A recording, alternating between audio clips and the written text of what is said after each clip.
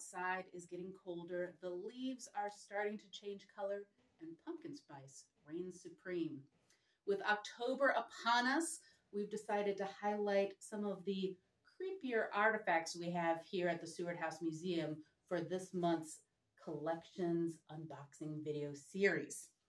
So the artifact I have for us today is very small, but what it lacks in size, it makes up for by being a little bit creepy and mysterious.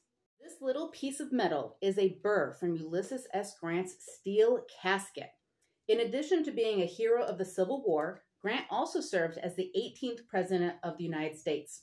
When he died in July of 1885, his regular wooden casket was displayed for a number of weeks to let the country mourn the loss of a beloved public figure.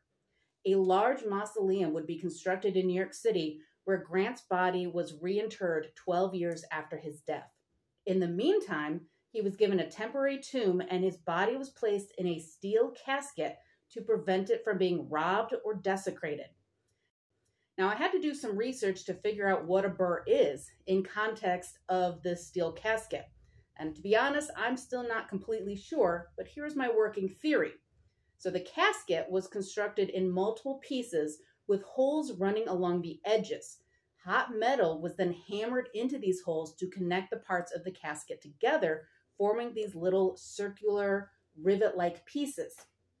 The Burr in our collection might have been the wrong shape or size for its original purpose, or perhaps they needed to replace it.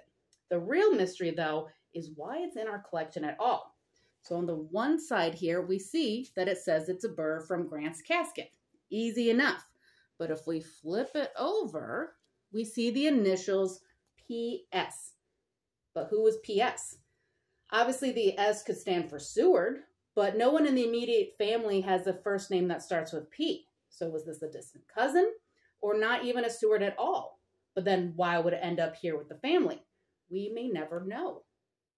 You might be wondering why you would keep a piece of a casket as a souvenir.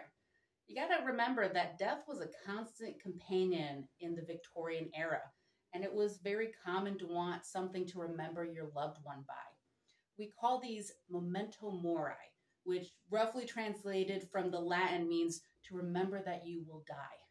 We have other examples of memento mori here at the museum, including the pressed funeral flowers from Lincoln's casket.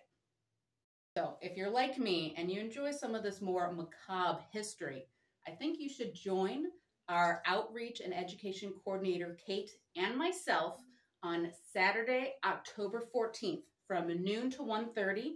The two of us are going to be giving a specialty tour on Victorian death rites and mourning culture. So space is limited on that. We do recommend you make a reservation either by calling the museum or going to our Eventbrite page. Hope to see you there.